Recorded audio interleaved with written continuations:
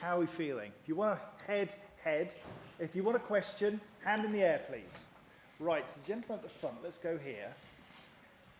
Hello there, my name's Adam Pope, I work for Riverside Housing Association. When I speak to my massively under-resourced local authority counterpart and talk about our retrofit programs, we have discussions about, how retrofit is such a big task for one organisation to undertake, and thinking about the sort of sporadic nature of social housing after right to buy. It seems to me a missing part of the puzzle would be some kind of framework to integrate SHDF and retrofit programs with the public sector led by local authorities.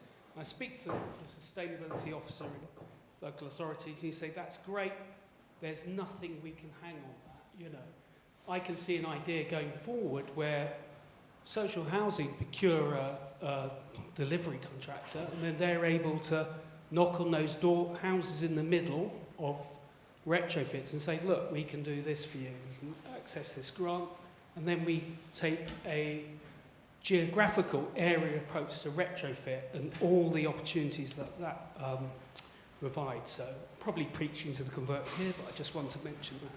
And on a slightly different subject, wearing a different hat, talk about community energy groups when we talk about retrofitting and community engagement, public authorities. I work with community energy groups where we can put PV panels onto local schools, etc. Obviously there's constraints for doing that in wider public buildings, but that's a great resource.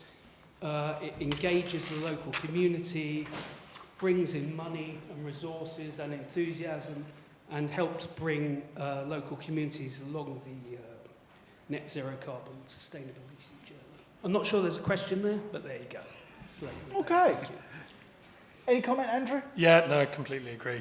On the first point, there needs to be more opportunities for area-based retrofit schemes to go ahead.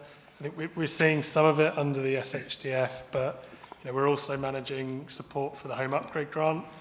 In local authorities, they're two very separate teams often, they don't even talk, so that needs to be resolved somehow.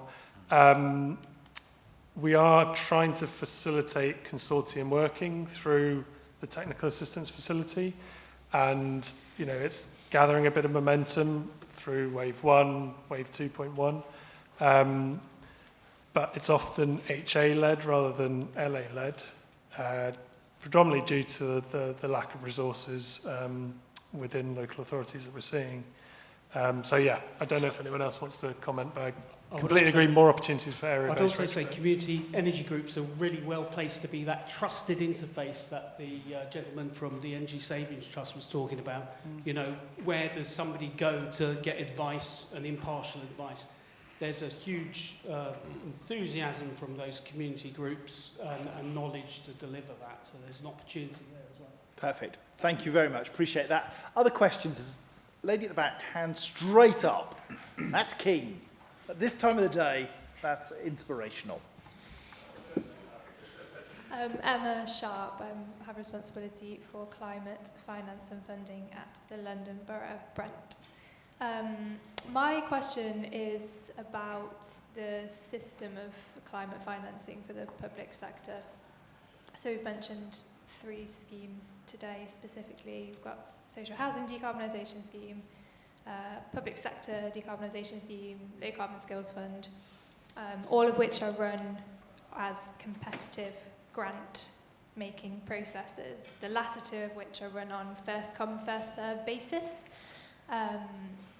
And so I think the most recent iteration of the Low Carbon Skills Fund this year was fully subscribed in 14 minutes-ish, which for people in the room not in that circle is roughly akin to Glastonbury ticket sellout times.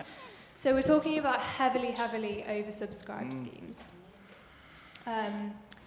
And I don't necessarily know what the solution is, but I do know that these kinds of competitive processes are not conducive to local authorities and the wider public sector collaborating, which has been mentioned as a huge thing that we need to be scaling up. In fact, it does the very reverse. By their very nature, it's making public sector organisations compete with each other and creating more silos. So my question for the panel, and maybe mostly for Paul, is are there conversations going on about the system of how we're allocating public sector funding for these kinds of energy efficiency projects? For example, do we look at how other countries are doing it? Is there a better way? Just thoughts from the panel would be interesting. Thank you. Paul?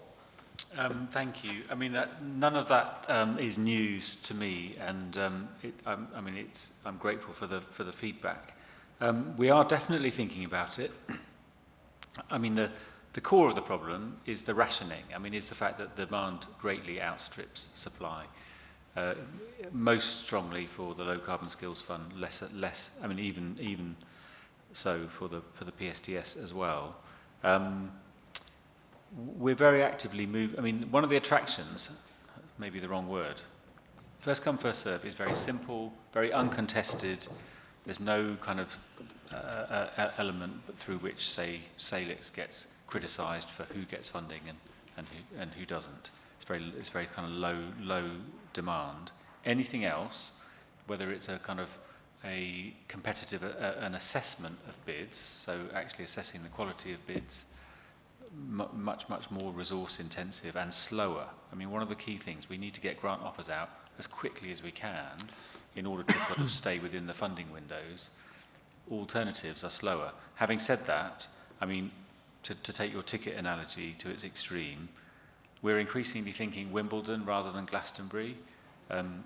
If you go to a ballot, at least there isn't the stress of having to sort of hit the button within 10 minutes of the start. Doesn't solve the rationing problem, but would be simpler whilst being fair and relatively uncontested.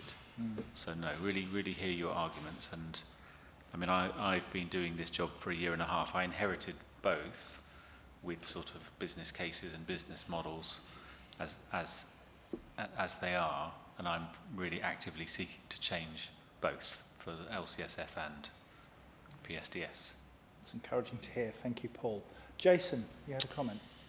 Yeah, I think this is an absolute crucial area. I think, I've worked in and around the sector, both around transport and energy for nigh on kind of 30 years or so, and it's a perennial problem.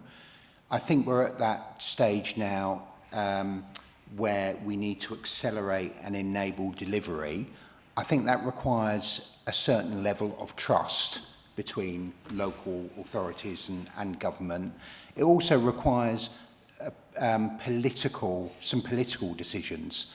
The decisions whether to devolve funding and provide checks and balances, requirements, etc., or to have lots of competitive funding is a political decision, really. And I have sympathy for officials who are doing the best with the political leadership that they've got, but it's simply not getting us to where we need to go. I know we've got the funding simplification Pathfinder programme at the moment with 10 local authorities, and we've got 2 devolution accelerator deals in West Midlands and Greater Manchester, but it's simply not enough. You look at what's happened over the last 10 years or so with the Strategic Roads Programme. What has really enabled that to accelerate in the way? 5-year, £23 billion allocations, long-term funding settlements. We need the same for net zero for local and combined authorities, or else we will be in a piecemeal situation. So next year, big political changes coming. Let's kind of focus and make our kind of shared advocacy for this being one of the areas where change is desperately needed. Thank you, Jason, very much indeed. We're going to take one final question. Gentleman with the jacket, just there with his hand in the air. It was actually more a comment than a question on the points just then. Another one of the issues, it's not just issues that are caused within the public sector with everything coming out, and I'm working on 4 or 5 different PSDS schemes at the moment. It's the supply chain. Because the contractors at that point immediately all put orders in, so they might have no massive heat pumps going out for 3, 4, 5, 8 months, and then all of a sudden they have a dozen contractors phone them going, I need it yesterday. And it causes huge problems for the supply chain. Something really to bear in mind. Thank you very much for making that final comment for today. Ladies and gentlemen, your panel.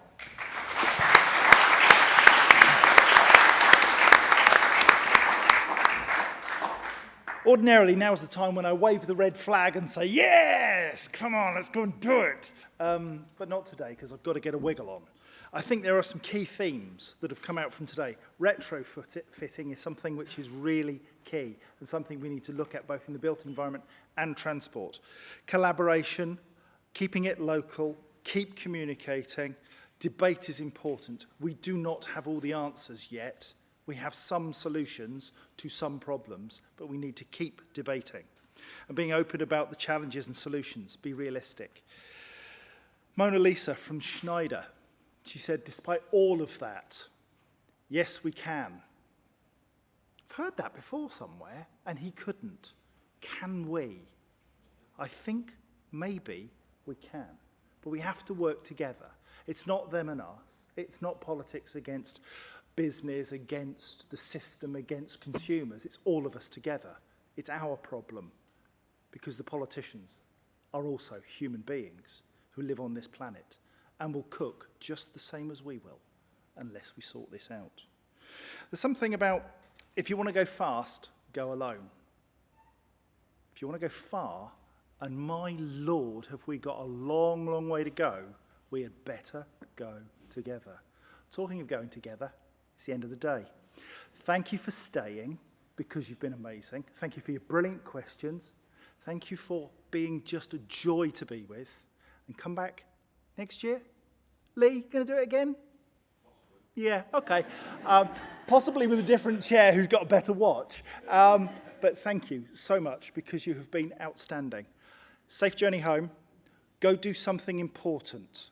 One little thing, something different, something you've heard today. Go check the back of your computer and see what temperature it's running at. Didn't even know that was a thing. Thank you, everybody. Safe journey home, and bye.